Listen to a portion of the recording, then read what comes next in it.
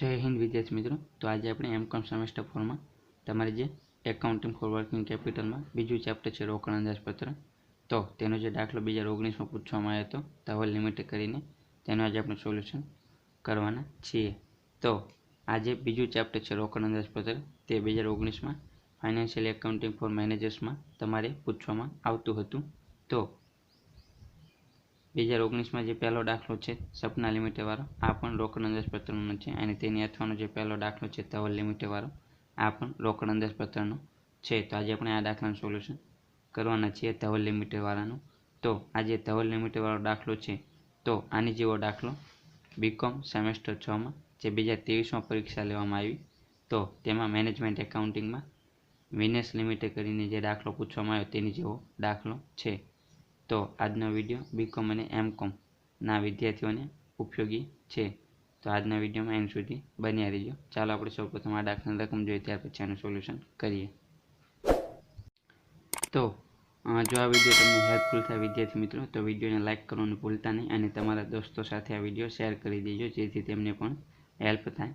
अने हजी सुधी तमे जो चेनल ने सब्सक्राइब न करी होय तो सब्सक्राइब करी देजो अने बेल आइकन प्रेस करी देजो, जेथी नवा विडियो नोटिफिकेशन तमने मळी रहे। तो चालो आपणे सर्वप्रथम आ दाखलानी रकम जोईए त्यार पछी आनुं सोल्यूशन करीए। तो आपणे रकममां कीधेलुं छे के धवल लिमिटेडनी नीचे आपेली विगतो परथी 30 जून 2018 ना रोज पूरा थता 3 मासनुं रोकड़ बजेट तैयार करो। एटले के आपणे धवल लिमिटेडना ચોપડામાં 30 जून 2018 ना रोज पूरा थता 3 मासनुं रोकड़ अंदाजपत्र तैयार करवानुं छे। एटले के एप्रिल मे अने जून 3 मासनुं आपणे रोकड़ अंदाजपत्र तैयार करवानुं थशे। त्यार पछी आपणे जोईए तो आपणे सर्वप्रथम शुं कीधेलुं छे के 1 एप्रिल 2018 ना रोज रोकड़ अने बैंक सिलक 2,64,000 नी छे। एटले के आपणे 1 एप्रिल अने 2018 नी शरूआतनी रोकड़ सिलक आपेली छे 2,64,000। तो आपणे एप्रिल महीना माटेनी शरूआतनी रोकड़ सिलक 2,64,000 ध्यानमां लईशुं। त्यार पछी आपणे कीधेलुं छे के वेचाण किंमत साथे वस्तुनी પડતર नीचे मुजब टकावारी दर्शावे छे। एटले के माल सामग्री 40%, मजूरी 10% और कारखाना परोक्ष खर्चा 20%। एटले के सौप्रथम आपणे कुल वेचाणनी गणतरी करवी पड़शे। त्यार पछी कुल वेचाणना 40% करीशुं तो आपणे माल सामग्री मळशे। त्यार पछी कुल वेचाणना 10% करीशुं तो आपणे मजूरी मळशे अने त्यार पछी कुल वेचाणना 20% करीशुं तो आपणे कारखानाना परोक्ष खर्चा प्राप्त थशे। तो सौप्रथम आपणे कुल वेचाणनी गणतरी करवी पड़शे अने तेना आधारे आपणे माल सामग्री, मजूरी अने कारखानाना परोक्ष खर्चा प्राप्त थशे। त्यार पछी आपणे उत्पादन अने तैयार मालना स्टॉक नीचे मुजब आपेलो छे। तो आपणे सर्वप्रथम जोईए तो उत्पादनना एकमो आपणे आपेला छे फेब्रुआरी थी लई अने जुलाई महीना माटेना। तेवी ज रीते तैयार मालना स्टॉक तेना एकमो आपेला छे फेब्रुआरी थी लई अने जुलाई महीना माटेना। तो तैयार मालनो स्टॉक एटले के आखो स्टॉक थशे। तो आ बंनेना आधारे आपणे सर्वप्रथम वेचाणना एकमोनी गणतरी करीशुं। त्यार पछी आपणे कीधेलुं छे के एकम दीठ वेचाण किंमत 200 रुपया छे। एटले के जे आपणे आ बंनेना आधारे जे वेचाणना एकमोनी गणतरी करीशुं त्यार पछी वेचाणना एकमो गुण्या एकम दीठ वेचाण किंमत आपणे करीशुं तो आपणे कुल वेचाण प्राप्त थशे। त्यार पछी आपणे 5मा नंबरनो हवालो आपेलो छे के रोकड़ वेचाण अने उधार वेचाणनुं प्रमाण 1:4 छे। एटले के कुल वेचाणनी गणतरी करीशुं तो तेमांथी 1:4 ना प्रमाणमां आपणे रोकड़ वेचाण अने उधार वेचाणनी गणतरी करवानी छे। त्यार पछी आपणे 6ठा नंबरनो हवालो आपेलो छे के उधार वेचाणना 50% नाणां वेचाण पछीना महीने, 40% वेचाण पछीना बीजा महीने अने बाकीना त्रीजा महीने मळशे। एटले के आपणे कुल वेचाणनी गणतरी करीशुं तेमांथी रोकड़ वेचाण बाद करशुं तो आपणे उधार वेचाण मळशे। तो उधार वेचाण आपणे जे करीशुं तेना नाणां आपणे देवादारो पासेथी क्यारे मळशे तो 50% जेटला नाणां आपणे वेचाण पछीना महीने मळशे।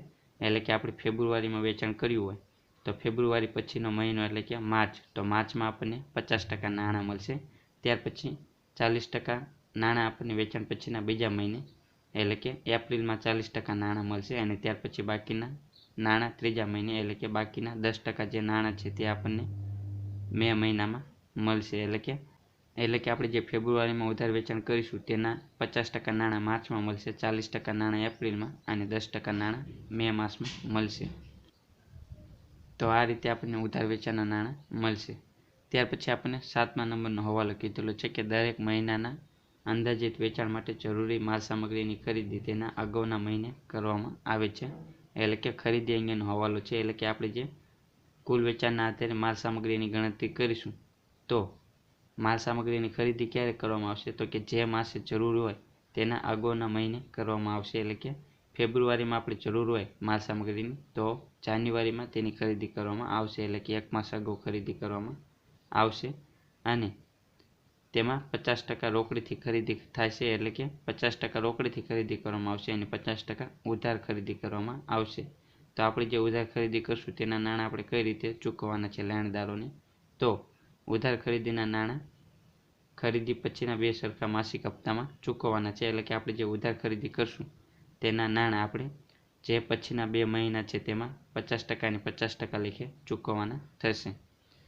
ત્યાર પછી 8મા નંબરનો હવાલો આપેલો છે, જેમાં આપણને મજૂરી ચૂકવવાનો સમયગાળો 1 માસનો આપેલો છે અને કારખાના પરોક્ષ ખર્ચા ચૂકવવાનો સમયગાળો પણ 1 માસનો આપેલો છે. એટલે કે મજૂરી અને પરોક્ષ ખર્ચા આપણે 1 માસ પછી ચૂકવવાના થશે. ત્યાર પછી 9મો હવાલો આપણને કીધેલો છે કે 1 એપ્રિલ 2018ના રોજ એક નવું યંત્ર 4,50,000માં ખરીદવામાં આવશે, જેના નાણાં ખરીદી પછી 2 સરખા માસિક હપ્તામાં ચૂકવાય છે. એટલે કે આપણે જે એપ્રિલમાં યંત્રની ખરીદી કરશું તો તેના નાણાં મે અને જૂનમાં સરખા હપ્તામાં આપણે ચૂકવવાના થશે. તો આટલી વિગત આપણને આપેલી છે અને આના આધારે આપણને કીધેલું છે કે 3 માસનું રોકડ અંદાજપત્ર તૈયાર કરો. તો જ્યારે પણ આ રીતનો દાખલો પૂછાય ત્યારે તમારે સૌપ્રથમ રોકડ અંદાજપત્ર તૈયાર કરવાનું છે. તો સૌપ્રથમ આપણે ધવલ લિમિટેડના ચોપડામાં રોકડ અંદાજપત્ર તૈયાર કરીએ. તો આપણે એપ્રિલ, મે અને જૂન 3 માસ માટેનું રોકડ અંદાજપત્ર તૈયાર કરવાનું છે. તો સૌપ્રથમ રોકડ અંદાજપત્રમાં આપણે શરૂઆતની રોકડ શિલ્લક ધ્યાનમાં લેવાની. તો શરૂઆતની રોકડ શિલ્લક તમને દરેક દાખલામાં આપેલી દેશે. તો આપણને અહીં 1 એપ્રિલ 2018ના રોજ રોકડ અને બેંક શિલ્લક 2,64,000 આપેલી છે. એટલે કે એપ્રિલ મહિના માટેની શરૂઆતની રોકડ શિલ્લક 2,64,000. તો તે આપણે ધ્યાનમાં લઈશું. શરૂઆતની રોકડ શિલ્લક એપ્રિલ મહિના માટે 2,64,000. ત્યાર પછી શરૂઆતની રોકડ શિલ્લકમાં આપણે રોકડ આવકો ઉમેરીશું અને જે રોકડ જે આવકો છે તે આપણે બાદ કરીશું તો આપણને આખર શિલ્લક પ્રાપ્ત થશે. ત્યાર પછી જે એપ્રિલ મહિના માટેની જે આપણને આખર શિલ્લક પ્રાપ્ત થાય તે મે મહિના માટે શું બનશે? શરૂઆતની રોકડ શિલ્લક બનશે. તેવી જ રીતે મે મહિના માટેની જે આખર શિલ્લક હોય તે જૂન મહિના માટે શરૂઆતની રોકડ શિલ્લક બનશે. તો આ રીતે આપણે રોકડ અંદાજપત્ર તૈયાર કરવાનું છે. તો ચાલો હવે આપણે સૌપ્રથમ જે હવાલા છે તેની 1 by 1 ગણતરી કરીએ અને ત્યાર પછી તેની એન્ટ્રી કરીએ. તો આપણને સૌપ્રથમ બીજો હવાલો કીધેલો છે કે વેચાણ કિંમત સાથે વસ્તુની પડતર નીચે મુજબ ટકાવારી દર્શાવે છે. એટલે કે માલ સામગ્રી 40%, મજૂરી 10% અને કારખાનાના ખર્ચા 20%. એટલે કે આપણે કુલ વેચાણના 40% કરીશું તો માલ સામાન આપણને મળશે, 10% મજૂરી મળશે અને 20% કારખાનાના ખર્ચા. તો સૌપ્રથમ આપણે કુલ વેચાણની ગણતરી કરવી પડશે. તો કુલ વેચાણની ગણતરી આપણે કઈ રીતે કરીશું? તો આપણને જે ઉત્પાદનના એકમો અને તૈયાર માલના સ્ટોકના એકમો આપેલા છે તો આની મદદથી આપણે સૌપ્રથમ વેચાણના એકમોની ગણતરી કરીશું અને ત્યાર પછી આપણને એકમ દીઠ વેચાણ કિંમત આપેલી છે તેને ધ્યાનમાં લઈશું તો આપણને કુલ વેચાણ મળશે. તો સૌપ્રથમ આપણે વર્કિંગ નોટ 1 કરીશું કુલ વેચાણની ગણતરી. તો સૌપ્રથમ આપણે ઉત્પાદનના એકમો અને આખા સ્ટોકના એકમો આપેલા છે તેની મદદથી આપણે વેચાણના એકમો શોધીશું. તો વેચાણના એકમો કઈ રીતે આપણને મળશે? તો ઉત્પાદનના એકમો પ્લસ શરૂઆતનો સ્ટોક માઇનસ આખા સ્ટોક આપણે કરીશું તો આપણને વેચાણના એકમો મળશે. ત્યાર પછી કુલ વેચાણ કઈ રીતે મળશે? તો વેચાણના એકમો ગુણ્યા એકમ દીઠ વેચાણ કિંમત કરીશું તો આપણને મળશે કુલ વેચાણ. તો આપણે સૌપ્રથમ જેટલા મહિના માટે આપણે ઉત્પાદનના એકમો આપેલા છે તે આપણે ધ્યાનમાં લઈશું. તો અહીં આપણને ફેબ્રુઆરીથી લઈને જુલાઈ મહિના માટેના ઉત્પાદનના એકમો આપેલા છે. તો આપણે જોઈએ તો ફેબ્રુઆરી માટે કેટલા? 12,000, માર્ચ મહિના માટે 15,000, એપ્રિલ માટે 18,000, મે મહિના માટે 13,500, જૂન મહિના માટે 15,000 અને જુલાઈ માટે 18,000. તો સૌપ્રથમ આપણે જેટલા મહિના માટે આપણને ઉત્પાદનના એકમો આપેલા છે તે સૌપ્રથમ આપણે લખી દઈશું ફેબ્રુઆરીથી લઈને જુલાઈ સુધીના. ત્યાર પછી આપણે ઉત્પાદનના એકમમાં શરૂઆતનો સ્ટોક આપણે શું કરીશું? પ્લસ કરીશું. તો પ્લસ શરૂઆતનો સ્ટોક આવશે. તો શરૂઆતનો સ્ટોક અત્યારે તમારે લખવાનો નથી કારણ કે આપણને અહીં શરૂઆતનો સ્ટોક આપેલો નથી. ત્યાર પછી આપણે તેમાંથી આખો સ્ટોક બાદ કરવાનો છે. તો આપણે આખો સ્ટોક ધ્યાનમાં લઈશું. આપણને આખો સ્ટોક આપેલો છે. તો ફેબ્રુઆરી માટે આપણે જોઈએ 3,000, માર્ચ મહિના માટે 4,500, એપ્રિલ માટે 1,500, મે મહિના માટે 4,500, જૂન મહિના માટે 3,000 અને જુલાઈ માટે 6,000.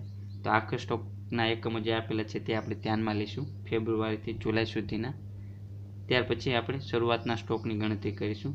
તો શરૂઆતનો સ્ટોક આપણને કઈ રીતે મળશે, તો જે આખો સ્ટોક છે ફેબ્રુઆરી મહિના માટેનો તે માર્ચ મહિના માટે શું બનશે, શરૂઆતનો સ્ટોક બનશે. તેવી જ રીતે માર્ચ મહિનાનો આખો સ્ટોક છે તે એપ્રિલ મહિના માટે શું બનશે, શરૂઆતનો સ્ટોક બનશે. તો આ રીતે આપણને શરૂઆતનો સ્ટોક મળશે. તો ફેબ્રુઆરી મહિના માટેનો આખો સ્ટોક કેટલો છે, 3000. તો માર્ચ મહિના માટે શરૂઆતનો સ્ટોક બનશે 3000. ત્યાર પછી માર્ચ મહિનાનો આખો સ્ટોક કેટલો છે, 4500. તો એપ્રિલ મહિના માટે શરૂઆતનો સ્ટોક આવશે 4500. તેવી જ રીતે એપ્રિલ માટેનો આખો સ્ટોક કેટલો છે, 1500. તો એપ્રિલ મહિના માટેનો આખો સ્ટોક એ મે મહિના માટે શું બનશે, શરૂઆતનો સ્ટોક બનશે 1500. તો આ રીતે આપણે શરૂઆતનો સ્ટોક આપણને મળશે. ત્યાર પછી આપણે ઉત્પાદનના એકમો પ્લસ શરૂઆતનો સ્ટોક માઇનસ આખો સ્ટોક કરીશું તો આપણને મળશે વેચાણના એકમો. તો ફેબ્રુઆરી માટે 9000 એકમ મળશે, માર્ચ મહિના માટે 13500, એપ્રિલ મહિના માટે 21000, મે મહિના માટે 10500, જૂન મહિના માટે 16500 અને જુલાઈ માટે 15000 આપણને વેચાણના એકમો મળશે. ત્યાર પછી આપણે એકમ દીઠ વેચાણ કિંમત આપેલી છે તે આપણે ધ્યાનમાં લઈશું. તો એકમ દીઠ વેચાણ કિંમત આપણને કેટલી આપેલી છે, 200 રૂપિયા આપેલી છે. તો વેચાણના એકમો ગુણ્યા એકમ દીઠ વેચાણ કિંમત આપણે કરીશું તો આપણને કુલ વેચાણ મળશે. તો આપણે જોઈએ ફેબ્રુઆરી માટે આપણને કુલ વેચાણ 18 લાખનું મળશે, માર્ચ મહિના માટે 27 લાખનું, એપ્રિલ માટે 42 લાખનું, મે મહિના માટે 21 લાખ, જૂન મહિના માટે 33 લાખ અને જુલાઈ મહિના માટે 30 લાખનું આપણને કુલ વેચાણ મળશે. તો સૌપ્રથમ કુલ વેચાણની ગણતરી આપણે આ રીતે કરવાની છે.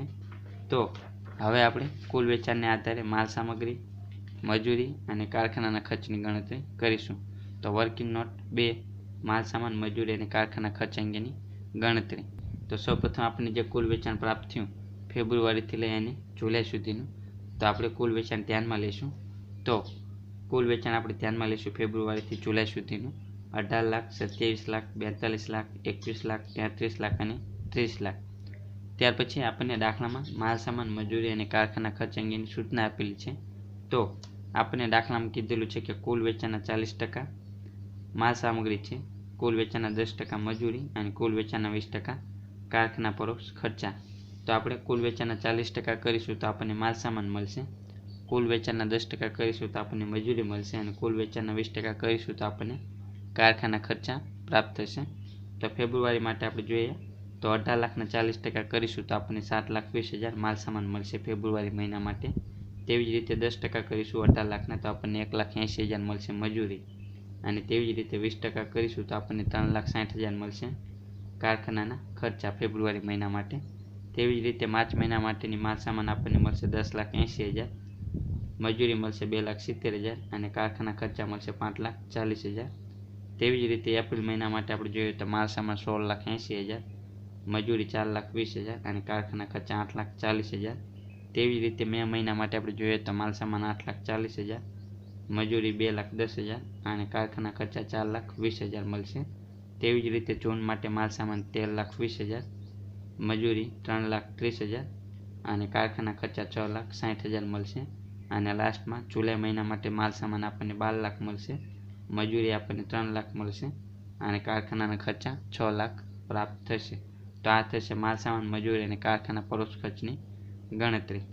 તો ત્યાર પછી આપણને દાખલામાં સૂચના આપેલી છે કે રોકડ વેચાણ અને ઉધાર વેચાણનું પ્રમાણ 1:4 છે. તો આપણે કુલ વેચાણના આધારે હવે આપણે રોકડ વેચાણની ગણતરી કરીશું. તો વર્કિંગ નોટ 3 આવશે, રોકડ વેચાણ અને દેવાદારો પાસેથી મળેલ રકમની ગણતરી.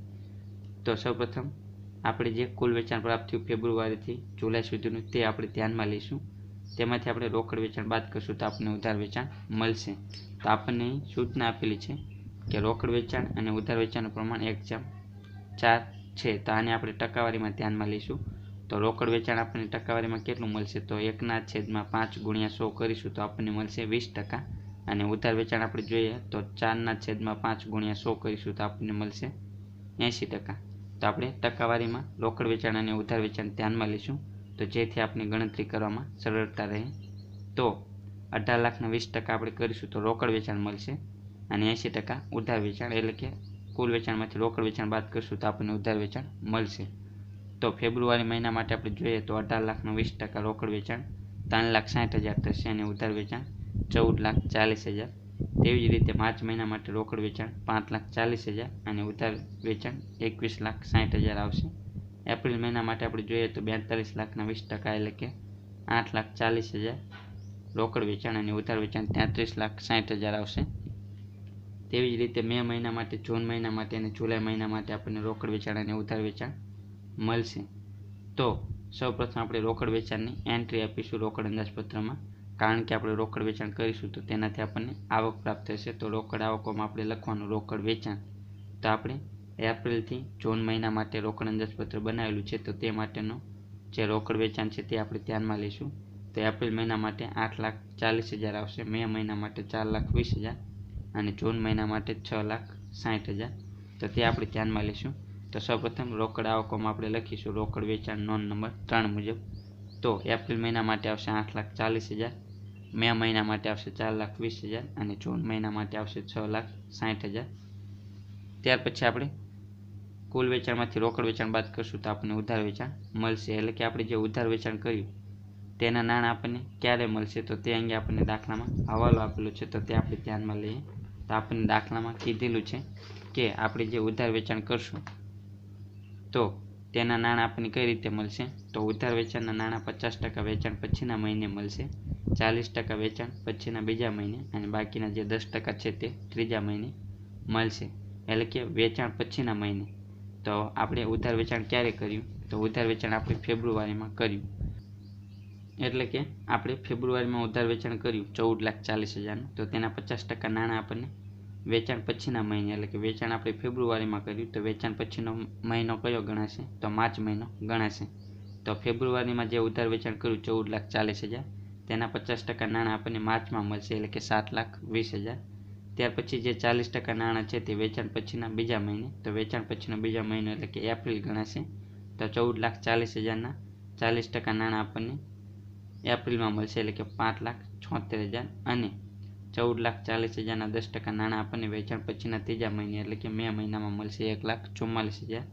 એટલે કે ટૂંકમાં તમારે યાદ રાખવાનું કે આપણે ફેબ્રુઆરીમાં ઉધાર વેચાણ કરીશું તો તેના નાણાં આપણને માર્ચ, એપ્રિલ અને મેમાં મળશે।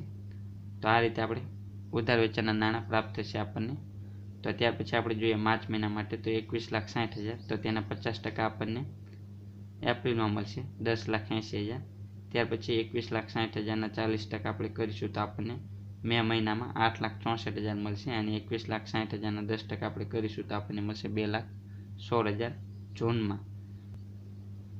તેવી જ રીતે આપણે એપ્રિલ મહિના માટે જોઈએ તો એપ્રિલ મહિનામાં ઉધાર વેચાણ કેટલું છે, 33,60,000, તો તેના 50% નાણાં આપણને મે મહિનામાં મળશે 16,80,000। ત્યાર પછી 33,60,000ના 40% આપણે કરીશું તો આપણને 13,44,000 મળશે જૂનમાં અને 33,60,000ના 10% કરીશું તો આપણને જુલાઈમાં મળશે 3,36,000। ત્યાર પછી આપણે મે મહિના માટે જોઈએ તો મે મહિનાનું ઉધાર વેચાણ કેટલું 16,80,000, તો તેના 50% નાણાં આપણને જૂનમાં મળશે, એટલે કે 8,40,000। ત્યાર પછી 16,80,000ના 40% નાણાં આપણને જુલાઈમાં મળશે, એટલે કે 6,72,000 અને તેવી જ રીતે જૂન માટે જોઈએ તો 26,40,000નું ઉધાર વેચાણ છે અને તેના 50% નાણાં આપણને જુલાઈમાં મળશે 13,20,000। તો આ રીતે આપણે ઉધાર વેચાણના નાણાં આપણને મળશે। તો હવે આપણે આનો ટોટલ કરીએ તો એપ્રિલ માટે આપણે જોઈએ તો 10,80,000 પ્લસ 5,76,000, તો આપણને ઉધાર વેચાણના નાણાં દેવાદારો પાસેથી મળશે એપ્રિલ મહિનામાં 16,56,000ના। ત્યાર પછી મે મહિના માટે જોઈએ તો 16,80,000 પ્લસ 8,64,000 પ્લસ 1,44,000, તો આપણને મળશે 26,88,000 મે મહિનામાં। જૂન મહિના માટે આપણે જોઈએ તો 8,40,000, 13,44,000 અને 2,16,000, તો આપણને મળશે 24 લાખ। તો આ રીતે આપણને એપ્રિલ, મે અને જૂન માટે ઉધાર વેચાણના નાણાં મળશે। તો હવે આપણે રોકડ અંદાજપત્રમાં લખીશું દેવાદારો પાસેથી મળેલ નાણાં એપ્રિલ મહિનાના, મે મહિનાના અને જૂન મહિનાના। તો 16,56,000 મે મહિના માટે આવશે 26,88,000 અને જૂન મહિના માટે આવશે 24 લાખ। તો તે આપણે ધ્યાનમાં લઈશું। તો દેવાદારો પાસેથી મળેલ રકમ નોંધ નંબર 3 મુજબ એપ્રિલ મહિના માટે આવશે 16,56,000, મે મહિના માટે આવશે 26,88,000 અને જૂન મહિના માટે આવશે 24 લાખ। ત્યાર પછી આપણને 7મા હવાલામાં ખરીદી અંગેની વિગત આપેલી છે। તો હવે આપણે રોકડ ખરીદી અને લેણદારોની ચૂકવણી અંગેની ગણતરી કરીશું. તો વર્કિંગ નોટ 4 આવશે રોકડ ખરીદી અને લેણદારોની ચૂકવણી અંગેની ગણતરી. તો રોકડ ખરીદીની ગણતરી કઈ રીતે કરીશું? તો સૌપ્રથમ આપણને જે દાખલામાં માલ સામગ્રી આપેલી છે માલ સામાન તે ધ્યાનમાં લઈશું.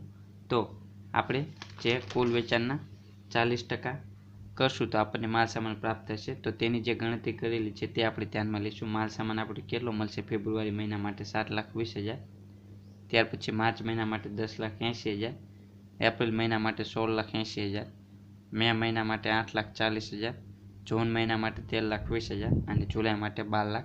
તો સૌપ્રથમ માલ સામાનને ધ્યાનમાં લઈશું. તો સૌપ્રથમ આપણે ફેબ્રુઆરીથી લઈ જુલાઈ સુધીનો માલ સામાન ધ્યાનમાં લઈશું. ત્યાર પછી આપણને માલ સામાન અંગેનો હવાલો આપેલો છે. તો જે 7મો હવાલો છે તેમાં આપણને સૂચના આપવામાં આવેલી છે કે દરેક મહિનાના અંદાજી વેચાણ માટે જરૂરી માલ સામગ્રીની ખરીદી તેના અગાઉના મહિને કરવામાં આવે છે. એટલે કે માલ સામગ્રીની જે જરૂરિયાત જે મહિને હોય તેના કરતાં અગાઉના મહિનામાં તેની ખરીદી કરવામાં આવે છે. એટલે કે આપણે અહીં જોઈએ તો માલ સામાન આપણે ફેબ્રુઆરી મહિના માટે 7,20,000ની જરૂર છે માલ સામાનની. તો તેની ખરીદી 1 માસ અગાઉ એટલે કે જાન્યુઆરીમાં કરવામાં આવશે. તો 1 માસ અગાઉ ખરીદી. તો ફેબ્રુઆરી મહિના માટેની માલ સામાનની ખરીદી જાન્યુઆરીમાં કરવામાં આવશે. તેવી જ રીતે માર્ચ મહિના માટે માલ સામાનની ખરીદી ફેબ્રુઆરીમાં કરવામાં આવશે. એટલે કે 1 માસ અગાઉ ખરીદી કરવામાં આવશે. તો ફેબ્રુઆરી માટે કેટલા માલ સામાનની જરૂર છે? 7,20,000. તેની ખરીદી જાન્યુઆરીમાં કરવામાં આવશે 7,20,000. તેવી જ રીતે માર્ચ મહિના માટે કેટલો માલ સામાન? 10,80,000. તેની ખરીદી ફેબ્રુઆરીમાં કરવામાં આવશે 10,80,000. તેવી જ રીતે એપ્રિલ માટે 16,80,000. તો આની ખરીદી માર્ચ મહિનામાં કરવામાં આવશે. તેવી જ રીતે મે મહિના માટે 8,40,000 છે માલ સામાન. તો આની ખરીદી એપ્રિલમાં કરવામાં આવશે 8,40,000. તેવી જ રીતે જૂન મહિના માટે 13,20,000 માલ સામાન. તો આની ખરીદી મેમાં કરવામાં આવશે અને જુલાઈની જે માલ સામાન છે 12,00,000 તેની ખરીદી જૂનમાં કરવામાં આવશે. ત્યાર પછી આપણે શું કીધેલું છે કે 50% રોકડીથી ખરીદી થાય છે. એટલે કે આ જે ખરીદી છે માલ સામાનની તેમાં 50% રોકડીથી કરવામાં આવે છે. તો બાકીની 50% ઉધાર ખરીદી થશે. તો 7,20,000ના 50% કરીશું તો આપણને રોકડ ખરીદી મળશે 3,60,000 અને ઉધાર ખરીદી પણ 3,60,000 મળશે. એટલે કે આપણે દાખલામાં કીધેલું છે 50% રોકડ ખરીદી. તેવી જ રીતે ફેબ્રુઆરી મહિના માટે જોઈએ માલ સામાન 10,80,000 તેના 50% રોકડ ખરીદી એટલે કે 5,40,000 રોકડ ખરીદી થશે. ઉધાર ખરીદી 5,40,000 આવશે. તેવી જ રીતે માર્ચ મહિના માટે જોઈએ તો માલ સામાન 16,80,000 છે તેના 50% રોકડ ખરીદી એટલે કે 8,40,000 રોકડ ખરીદી થશે અને બાકીની 50% ઉધાર ખરીદી થશે 8,40,000. તેવી જ રીતે એપ્રિલ મહિના માટે આપણને રોકડ ખરીદી 4,20,000 અને ઉધાર ખરીદી 4,20,000 મળશે. મે મહિના માટે 6,60,000 અને 6,60,000 ઉધાર ખરીદી મળશે અને જૂન મહિના માટે 6,00,000 રોકડ ખરીદી અને 6,00,000 ઉધાર ખરીદી મળશે. ત્યાર પછી આપણે રોકડ ખરીદીની એન્ટ્રી આપીશું રોકડ અંદાજપત્રમાં. કારણ કે આપણે રોકડ ખરીદી કરીશું તો રોકડ આપણી પાસેથી જશે. તો આપણે રોકડ જાવકોમાં લખીશું રોકડ ખરીદી. તો આપણે એપ્રિલથી જૂન માસ માટે રોકડ અંદાજપત્ર બનાવેલું છે તો તેની રોકડ ખરીદી ધ્યાનમાં લઈશું. તો એપ્રિલ મહિના માટે 4,20,000 આવશે રોકડ ખરીદી, મે મહિના માટે 6,60,000 અને જૂન માટે 6,00,000. તો તે આપણે ધ્યાનમાં લઈશું. તો રોકડ જાવકોમાં આપણે લખીશું રોકડ ખરીદી એપ્રિલ મહિના માટે 4,20,000, મે મહિના માટે 6,60,000 અને જૂન માટે 6,00,000. ત્યાર પછી આપણે જે ઉધાર ખરીદી કરી તેના નાણાં આપણે લેણદારોને ક્યારે ચૂકવવાના છે તો તે અંગે પણ આપણે દાખલામાં સૂચના આપેલી છે કે ઉધાર ખરીદીના નાણાં ખરીદી પછીના 2 સરખા માસિક હપ્તામાં ચૂકવવાના છે. એટલે કે જે મહિને ખરીદી કરવામાં આવે તેના પછીના 2 મહિનામાં આપણે ઉધાર ખરીદીના નાણાં સરખા હપ્તામાં ચૂકવવાના છે. તો ઉધાર ખરીદી છે જાન્યુઆરીની 3,60,000 તેના 50% નાણાં ફેબ્રુઆરીમાં ચૂકવાશે અને 50% નાણાં માર્ચમાં આપણે ચૂકવવાના છે. એટલે કે 50% વેચાણ પછીના મહિને અને 50% વેચાણ પછીના બીજા મહિને. તો 3,60,000ના 50% એટલે કે 1,80,000 ફેબ્રુઆરીમાં ચૂકવીશું અને 1,80,000 માર્ચ મહિનામાં.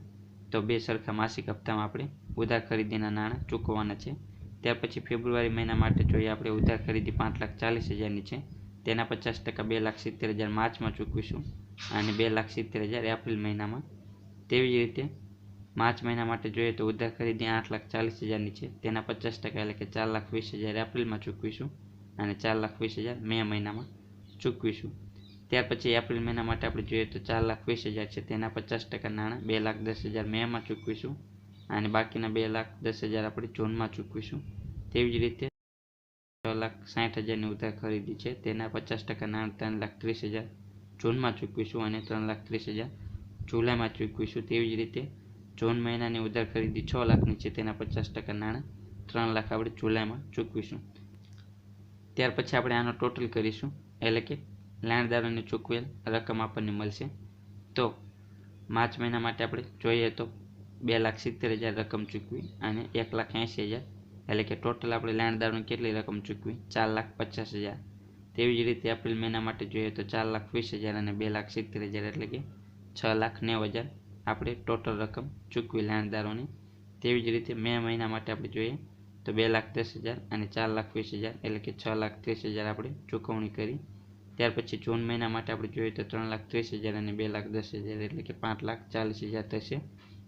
અને જુલાઈ માટે જોઈએ તો 3 લાખ અને 3,30,000, એટલે કે 6,30,000 ટોટલ થશે. તો આપણે એપ્રિલ, મે અને જૂન માટેનું જે છે લેણદારોની ચૂકવણી તે ધ્યાનમાં લઈશું. તો એપ્રિલ મહિના માટે 6,90,000, મે મહિના માટે 6,30,000 અને જૂન માટે 5,40,000. તો લેણદારોની ચૂકવણી કરીશું તો રોકડ આપણી પાસેથી જશે. તો આપણે રોકડ જાવકોમાં લખીશું લેણદારોની ચૂકવણી નોંધ નંબર 4 મુજબ. એપ્રિલ મહિના માટે કેટલી આવશે 6,90,000, મે મહિના માટે 6,30,000 અને જૂન માટે 5,40,000 થશે. ત્યાર પછી આપણને દાખલામાં સમયગાળો આપેલો છે મજૂરી અને કારખાના ખર્ચા ચૂકવવાનો. તો મજૂરી ચૂકવવાનો સમયગાળો 1 માસનો અને કારખાના ખર્ચા ચૂકવવાનો સમયગાળો 1 માસનો છે. તો આપણે તેની ગણતરી કરીએ. તો સૌપ્રથમ આપણે જે મજૂરી છે તે ધ્યાનમાં લઈશું ફેબ્રુઆરીથી જુલાઈ માટેની. તો આપણે જે કુલ વેચાણના 10% આપણે કરીશું તો આપણને મજૂરી મળશે. તો જે ફેબ્રુઆરીથી જુલાઈ માટેની મજૂરી છે તેને આપણે ધ્યાનમાં લઈશું. તો ફેબ્રુઆરી મહિના માટે આવશે 1,80,000, માર્ચ મહિના માટે 2,70,000, એપ્રિલ મહિના માટે 4,20,000, મે મહિના માટે 2,10,000, જૂન માટે 3,30,000 અને જુલાઈ માટે 3 લાખ. તો સૌપ્રથમ આપણે મજૂરી ધ્યાનમાં લઈશું. તો મજૂરી ખર્ચ અંગેની ગણતરી વર્કિંગ નોટ 5. તો સૌપ્રથમ આપણે જે ફેબ્રુઆરીથી જુલાઈ માટેની મજૂરી છે તે આપણે લખી દઈશું અને તેની ચૂકવણી ક્યારે કરવામાં આવે છે તો કે 1 માસ પછી, એટલે કે ફેબ્રુઆરીમાં જે મજૂરી છે તેની ચૂકવણી માર્ચમાં કરવાની. તેવી જ રીતે માર્ચની જે મજૂરી છે તેની ચૂકવણી એપ્રિલમાં કરવાની, એટલે કે 1 માસ પછી ચૂકવણી કરવાની. તો આપણે જોઈએ તો ફેબ્રુઆરીમાં કેટલી મજૂરી 1,80,000, તો તેની ચૂકવણી માર્ચમાં કરીશું 1,80,000. માર્ચમાં કેટલી 2,70,000, તેની ચૂકવણી એપ્રિલમાં કરીશું. એપ્રિલની ચૂકવણી મેમાં કરીશું. મેની જે મજૂરી છે 2,10,000 તેની ચૂકવણી જૂનમાં કરીશું અને જે જૂનની મજૂરી છે તેની ચૂકવણી જુલાઈમાં કરીશું. તો આપણે એપ્રિલ, મે અને જૂન માટેની મજૂરી ધ્યાનમાં લઈએ તો 2,70,000, 4,20,000 અને 2,10,000. તો મજૂરીની ચૂકવણી નોંધ નંબર 5 મુજબ એપ્રિલ માટે આવશે 2,70,000, મે મહિના માટે 4,20,000 અને જૂન માટે 2,10,000. તેવી જ રીતે આપણે કારખાના પરોક્ષ ખર્ચ અંગે ગણતરી કરીએ. તો તે અંગે પણ આપણે દાખલામાં કીધેલું છે કે તેની ચૂકવણીનો સમયગાળો 1 માસનો છે. તો સૌપ્રથમ આપણે જે કારખાના ખર્ચા છે ફેબ્રુઆરીથી જુલાઈ માટેના તે ધ્યાનમાં લઈશું. તો 3,60,000 આવશે ફેબ્રુઆરી માટે, માર્ચ માટે 5,40,000, એપ્રિલ માટે 8,40,000, મે મહિના માટે 4,20,000, જૂન માટે 6,60,000 અને જુલાઈ માટે 6 લાખ. તો સૌપ્રથમ આપણે તે ધ્યાનમાં લઈશું. તો પરોક્ષ ખર્ચની ગણતરી વર્કિંગ નોટ 6. તો સૌપ્રથમ ફેબ્રુઆરીથી જુલાઈ માટેની જે પરોક્ષ ખર્ચા છે તે આપણે લખી દઈએ અને તેની ચૂકવણી ક્યારે કરવાની છે તો કે 1 માસ પછી, એટલે કે ફેબ્રુઆરીના જે પરોક્ષ ખર્ચા છે 3,60,000 તેની ચૂકવણી આપણે માર્ચમાં કરવાની. માર્ચના જે ખર્ચા છે તેની ચૂકવણી આપણે એપ્રિલમાં કરીશું. એપ્રિલના જે ખર્ચા છે તેની ચૂકવણી આપણે મેમાં કરીશું. મેના જે ખર્ચા છે તેની ચૂકવણી જૂનમાં કરીશું અને જે જૂનના ખર્ચા છે તેની ચૂકવણી જુલાઈમાં કરીશું. તો આપણે એપ્રિલ, મે અને જૂન માટે ધ્યાનમાં લઈએ પરોક્ષ ખર્ચા તો 5,40,000, 8,40,000 અને 4,20,000 આવશે. તો પરોક્ષ ખર્ચની ચૂકવણી નોંધ નંબર 6 મુજબ એપ્રિલ માટે 5,40,000, મે માટે 8,40,000 અને જૂન માટે 4,20,000. ત્યાર પછી આપણે જોઈએ તો આપણે દાખલામાં 9મો હવાલો કીધેલો છે કે 1 એપ્રિલ 2018ના રોજ એક નવું યંત્ર 4,50,000માં ખરીદવામાં આવશે, જેના નાણાં ખરીદી પછીના 2 સરખા માસિક હપ્તામાં ચૂકવવાના છે. તો આપણે એપ્રિલમાં નવા યંત્રની ખરીદી કરીશું તો આપણી પાસેથી રોકડ જશે, તો રોકડ જાવકોમાં આપણે લખીશું યંત્રની ખરીદી. તો તેના નાણાં આપણે કઈ રીતે ચૂકવીશું? તો ખરીદી પછીના 2 હપ્તામાં 2 સરખા માસિક હપ્તામાં ચૂકવવાના છે. તો ખરીદી ક્યારે કરવામાં આવી? એપ્રિલમાં. તો તેના નાણાં આપણે મે અને જૂનમાં ચૂકવીશું સરખા ભાગ્યે, એટલે કે 4,50,000 ભાગ્યા 2 કરીશું. તો 2,25,000 આપણે મેમાં ચૂકવીશું અને 2,25,000 જૂનમાં. તો આપણે લખીશું યંત્રની ખરીદીની ચૂકવણી. તો મે મહિનામાં આપણે 2,25,000 ચૂકવીશું અને જૂન મહિનામાં 2,25,000. તો હવે આપણે બધા હવાલા ધ્યાનમાં લીધા. તો હવે આપણે આનું ટોટલ કરીશું. તો સૌપ્રથમ એપ્રિલ મહિના માટે જોઈએ શરૂઆતની રોકડ શિલ્લક 2,64,000 પ્લસ રોકડ આવકોમાં રોકડ વેચાણ 8,40,000 અને દેવાદારો પાસેથી મળેલ રકમ 16,56,000. તો કુલ રોકડ આવકો આપણને મળશે એપ્રિલ મહિના માટેની 27,60,000. તેમાંથી આપણે રોકડ જાવકો બાદ કરીશું. તો રોકડ જાવકોમાં આપણે જોઈએ તો આપણને કેટલી મળશે? તો રોકડ જાવકો કુલ મળશે 19,20,000. તો રોકડ આવકો કેટલી છે? 27,60,000. તેમાંથી રોકડ જાવકો 19,20,000 બાદ કરશું તો આપણને આખર શિલ્લક મળશે એપ્રિલ મહિના માટેની 8,40,000. તો આજે એપ્રિલ મહિના માટેની આખર શિલ્લક છે તે મે મહિના માટે શું બનશે? શરૂઆતની રોકડ શિલ્લક બનશે. તો મે મહિના માટે શરૂઆતની રોકડ શિલ્લક આવશે 8,40,000. તો મે મહિના માટે શરૂઆતની રોકડ શિલ્લક આવશે 8,40,000 પ્લસ રોકડ આવકો 4,20,000 અને 26,88,000. તો આપણને મળશે કુલ રોકડ આવકો 39,48,000. ત્યાર પછી રોકડ જાવકો આપણે જોઈએ તો કુલ રોકડ જાવકો 27,75,000 છે, તે આપણે બાદ કરીશું. તો 39,48,000 માઇનસ 27,75,000. તો આપણને મળશે આખર શિલ્લક મે મહિના માટેની 11,73,000. તો મે મહિના માટેની જે આખર શિલ્લક છે 11,73,000 તે જૂન માટે શરૂઆતની રોકડ શિલ્લક બનશે. તો જૂન મહિના માટે આપણે શરૂઆતની રોકડ શિલ્લક આવશે 11,73,000 પ્લસ રોકડ આવકો 6,60,000 અને 24 લાખ. તો આપણને મળશે 42,33,000.